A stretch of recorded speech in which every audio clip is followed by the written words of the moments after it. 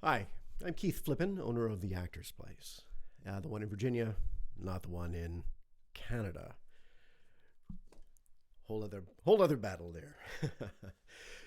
Some of my acting teacher friends across the country and I have noticed a trend in the last few years, and that is away from acting technique training and toward trying to put students in front of casting directors and agents as quickly as possible. Um, because that's what students seem to want. And, my grandma wanted coconut cream pie all the time. Well, wasn't the best thing for her, which is also another battle. Anyway, so look, we get it too. But our business model can't be that because we, as acting teachers, people who have been trained in technique, who have practiced that technique, ideally to do the thing that you, a student, wants to do, we get that that's not the path. That everybody wants the short method. Everybody wants the quick step to working. And that working is something that happens or should happen when you're ready. But there's been a change in the last several years. See, when we started, being in front of a camera caused a great deal of anxiety for a lot of people. And now cameras are everywhere, and everybody with a YouTube channel and everybody can look into a lens thinks they belong on camera. And you know what? Some of them do. But they're not actors yet. They're just personalities. And acting is a technique. It is a craft. It is any number of things like an art.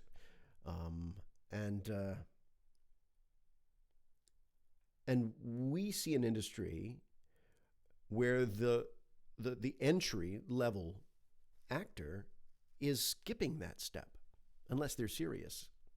And we say it 1,000 times. Once you get in the door, the only thing that keeps you there is your skill set. That's it. And unless you have one, you're not going anywhere. Because at some point you reach a level where everybody is very well trained. And if you're not, you stand out like a sore thumb and you don't last long. But acting technique, I'm fond of saying in class, acting technique is intellectual in preparation, but it's instinctive in execution. And every acting technique that people learn that is of worth works on both sides of that equation. And it is the acting teacher in a class that helps bridge the gap between the two. Intellectual in preparation means that using the text of a piece, you ferret out as much information as possible that allows you to construct a worldview, a lens through which your character sees the world, that makes all of the dialogue and all of that character's behaviors not only understandable, but inevitable. Because through that lens, those choices are the only choices they can make. Instinctive in execution means taking that intellectual construct and putting it inside of yourself so that in the moment, you're not intellectually going, I need to make this choice now, but you yourself, in that moment, believe that that is the only choice you can make. Some actors are really good at the intellectual side. Some actors are very good at the instinct side, the impulse side. A lot of actors with raw talent understand their emotional impulses, and they have an innate ability to be empathetic, to place themselves perhaps in other people's skins, and to live out through their lives. But the details, the specifics of those choices that they may make in a role are not grounded in anything other than their random impulses. They're not built upon something that supports the script because they haven't done the intellectual work of constructing that framework. The actors that are extremely intellectual and can give me, I've had students hand me detailed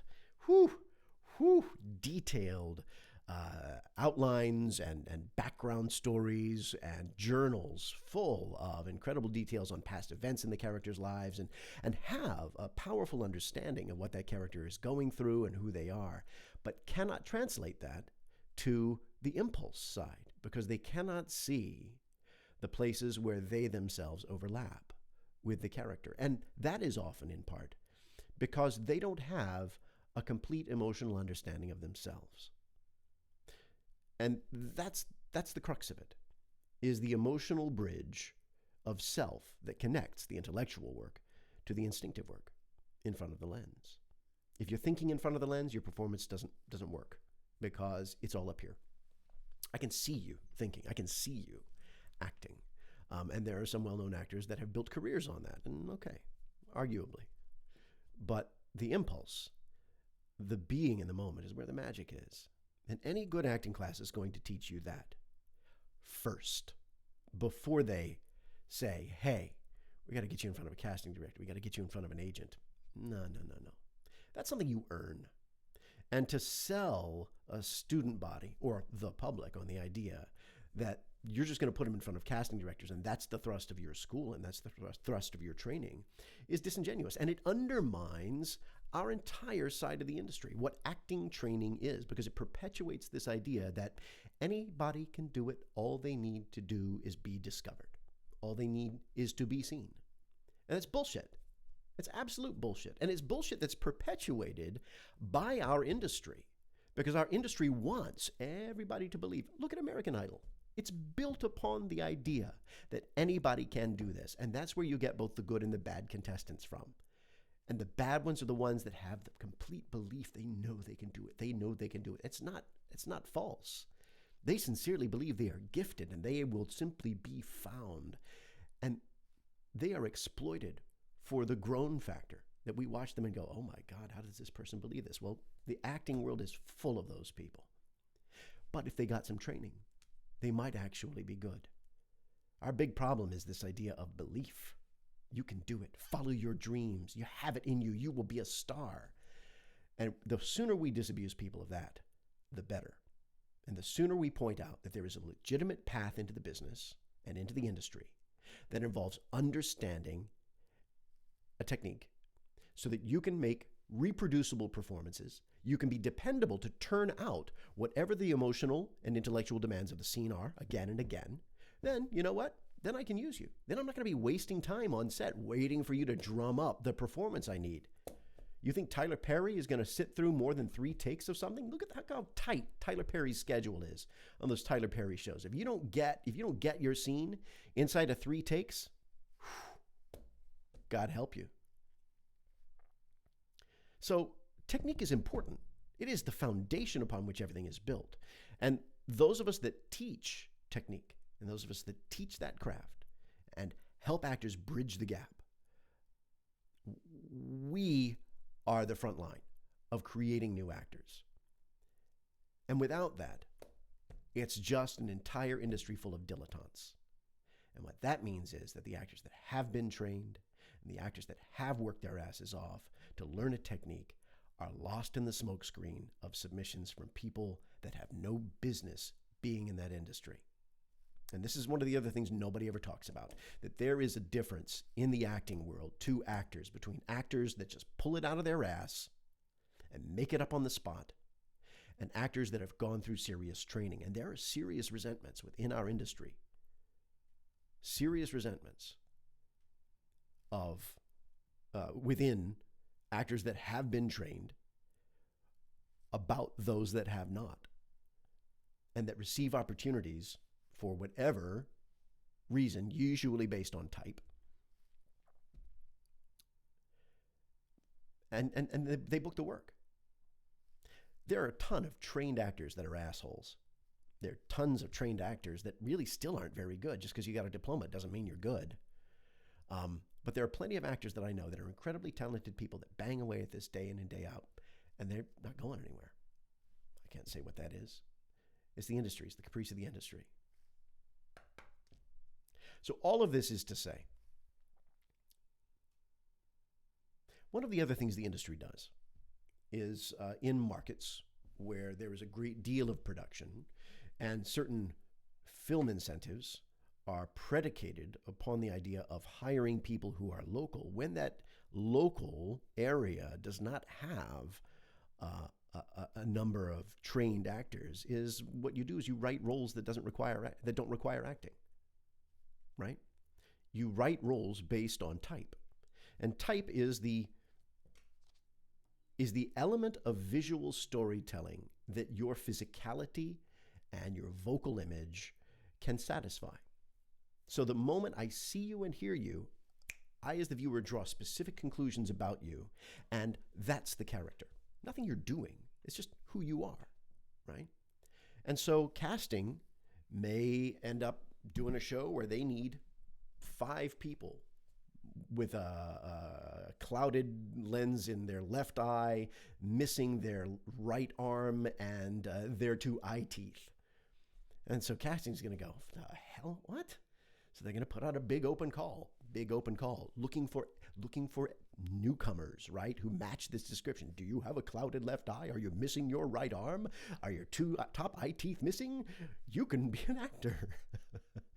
But they put out the call. And don't you know it? Over the course of 9 states, they get 5 people. They get 5 people who match that description.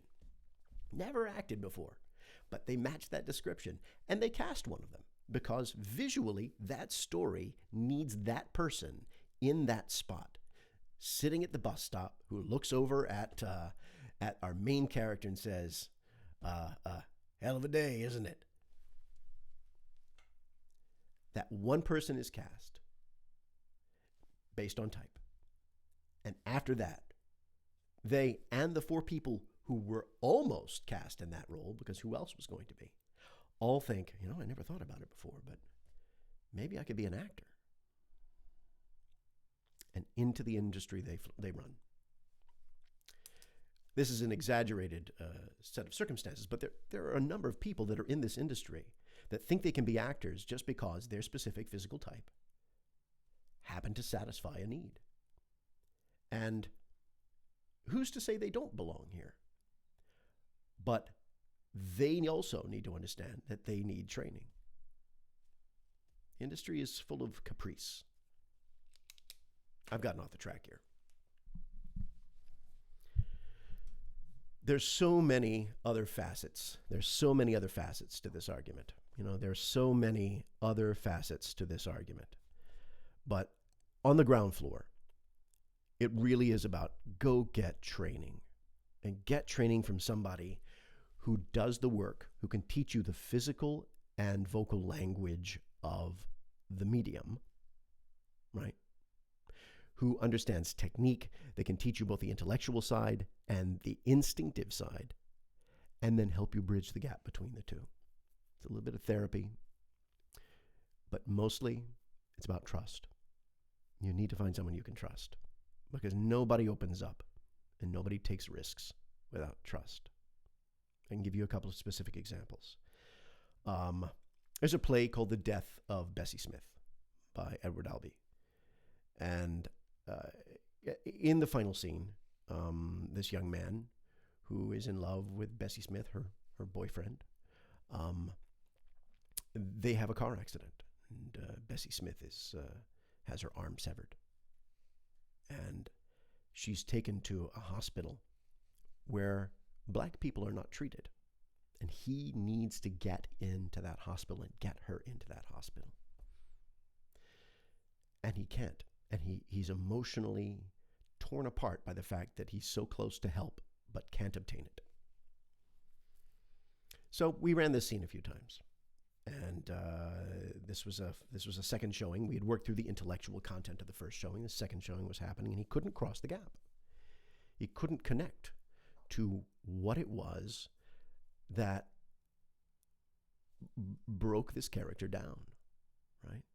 The emotional core of the despair and the need and the desperation and the rage.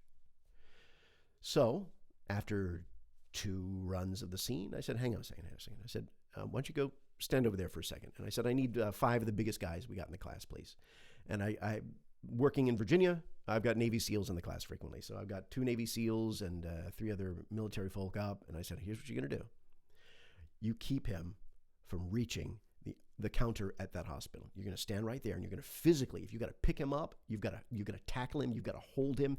I want you to keep him from getting to that counter and getting help. And I told the actor, I said, Sidmar, you've got to save her. And you can save her if you get to that counter fight like hell to get to that counter. And so by creating a physical obstacle, one that was literal, that was actual, not intellectual, and he fought, the next run through, he was crumbling in front of our eyes, tears streaming down his face, fear, desperation, rage built up within him in real time. And let me tell you something, when an actor first experiences that, under fictional circumstances, there's this moment, as an acting teacher, you watch for it. There's this moment where you see it in their eyes. They realize that it's fiction. They realize it's not real, but what they're experiencing is. And there's this flash of anxiety. Like, what the fuck is happening? I'm being carried away. What is going on here? And then you rest into it and you let it happen, ideally. Either that or you freak out and you pull out of the scene and you pull the ripcord.